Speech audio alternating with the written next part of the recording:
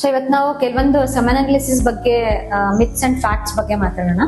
So ಮೊದಲನೇದಾಗಿ ಏನಪ್ಪಾ ಅಂದ್ರೆ ಒಂದು ಕಾಮನ್ ಮಿತ್ ಏನಂದ್ರೆ ಒಂದ್ಸರಿ ಸೆಮೆನ್ ಅನಾಲಿಸಿಸ್ ಮಾಡಿಸಿದ್ರೆ ಸಾಕು ನನ್ನ ಫರ್ಟಿಲಿಟಿ ಸ್ಟೇಟಸ್ ಗೊತ್ತಾಗುತ್ತೆ ಅಂತ ಅನ್ಕೋತಾರೆ. ಸೊ ಅದನ್ನ ಏನ್ ಹೇಳ್ತೀರಾ ನೀವು ಅದ್ರ ಬಗ್ಗೆ? ಹಾಗೇನಿಲ್ಲ. ಸೆಮೆನ್ ಪ್ಯಾರಾಮೀಟರ್ಸ್ ಯೂಶಲಿ ತುಂಬಾ ಫ್ಯಾಕ್ಟರ್ಸ್ ಮೇಲೆ ಡಿಪೆಂಡ್ ಆಗುತ್ತೆ. ಸ್ಟ್ರೆಸ್ ಮೇಲೆ ಮತ್ತು ಇಲ್ನೆಸ್ ಇಂದ ಇಲ್ಲ ಟೈಮ್ ಇಂದಾನು ಆಗಿರ್ಬೋದು.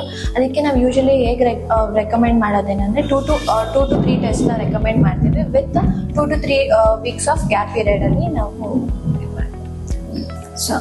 ಮತ್ತೆ ಇನ್ನೊಂದು ಕಾಮನ್ ಮಿತ್ ಏನಪ್ಪಾ ಅಂತಂದ್ರೆ ನಾರ್ಮಲ್ ವಾಲ್ಯೂಮ್ ಇದ್ರೆ ಸೆಮೆನ್ ನಾರ್ಮಲ್ ವಾಲ್ಯೂಮ್ ಇದ್ರೆ ಫರ್ಟಿಲಿಟಿ ನಾರ್ಮಲ್ ಇರುತ್ತೆ ಅಥವಾ ಬೇರೆ ಸೆಮೆನ್ ಪ್ಯಾರಾಮೀಟರ್ಸ್ ಎಲ್ಲ ನಾರ್ಮಲ್ ಇರುತ್ತೆ ಅಂತ ಅನ್ಕೊಂತಾರೆ. ಇಲ್ಲ, ಹಾಗಲ್ಲ.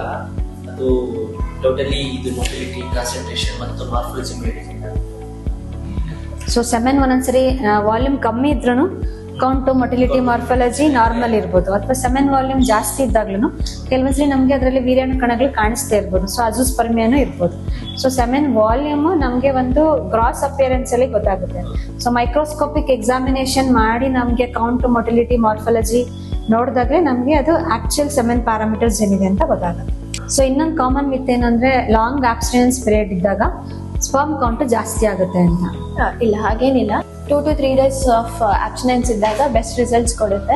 ಲಾಂಗ್ ಗ್ಯಾಪ್ ಇದ್ರೆ ಸ್ಪರ್ಮ್ ಮೊಟಿಲಿಟಿ ಮತ್ತೆ ಕ್ವಾಲಿಟಿ ರಿಡ್ಯೂಸ್ ಆಗುತ್ತೆ. ಸೊ ರಿಯಾಕ್ಟಿವ್ ಆಕ್ಸಿಜನ್ ಸ್ಪೀಶೀಸ್ ಜಾಸ್ತಿ ಆಗಿದ್ದಾಗ ಅದು ಕ್ವಾಲಿಟಿ ಮತ್ತೆ ಮೊಟಿಲಿಟಿ ಕಮ್ಮಿ ಆಗ್ತಾ ಹೋಗುತ್ತೆ. ಮತ್ತೆ ಬಿಸಿ ಬಿಸಿ ನೀರಲ್ಲಿ ಸ್ನಾನ ಮಾಡೋದು, ತುಂಬಾ ಟೈಟ್ ಆದ ಬಟ್ಟೆಗಳನ್ನ ಹಾಕೊಳ್ಳೋದು, ಅಥವಾ ತುಂಬಾ ಮೊಬೈಲ್ ಫೋನು ಅಥವಾ ಲ್ಯಾಪ್ಟಾಪ್ಸ್, ಗ್ಯಾಡ್ಗೆಟ್ಸ್, ಎಲೆಕ್ಟ್ರಾನಿಕ್ ಗ್ಯಾಡ್ಗೆಟ್ಸ್ ಯೂಸ್ ಮಾಡೋದು ವೀರ್ಯಾಣುಗೆ ಏನು ಹಾನಿಕಾರ ಅಲ್ಲ ಅಂತ ಅನ್ಕೋತಾರೆ. ಇಲ್ಲ, ಖಂಡಿತ ಅದು ಇದ್ರ ಮೇಲೆ ಪರಿಣಾಮ ಬಿದ್ದೇ ಇರುತ್ತೆ. ಈ ಹೀಟ್, ರೇಡಿಯೇಷನ್ ಅದರಿಂದ ವೀರ್ಯಾಣುದ ಗುಣಮಟ್ಟ ಕಮ್ಮಿ ಆಗುತ್ತೆ.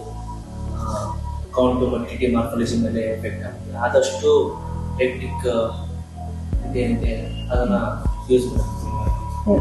ಎಲೆಕ್ಟ್ರಾನಿಕ್ ಗ್ಯಾಡ್ಗೆಟ್ಸ್ ಯೂಸೇಜಸ್ ನ ಕಮ್ಮಿ ಮಾಡಬೇಕು.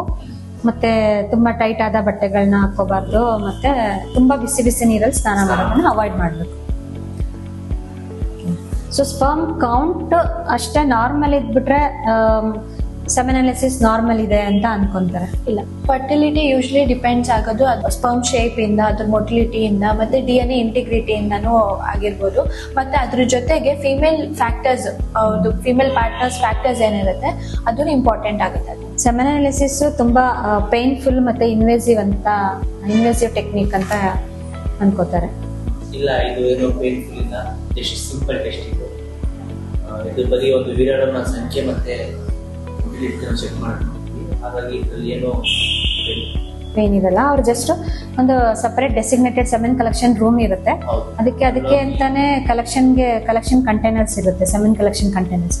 ಅದರಲ್ಲಿ ಅವರು 2 to 3 days ಗ್ಯಾಪ್ ಇಟ್ಕೊಂಡು ಅದರಲ್ಲಿ ಅವರು ವೀರ್ಯಾಣುನ ಶೇಖರಣೆ ಮಾಡಿ ಅದನ್ನ ಲ್ಯಾಬ್ಗೆ ಅನಾಲಿಸಿಸ್ ಕೊಡ್ಬೇಕಂತ.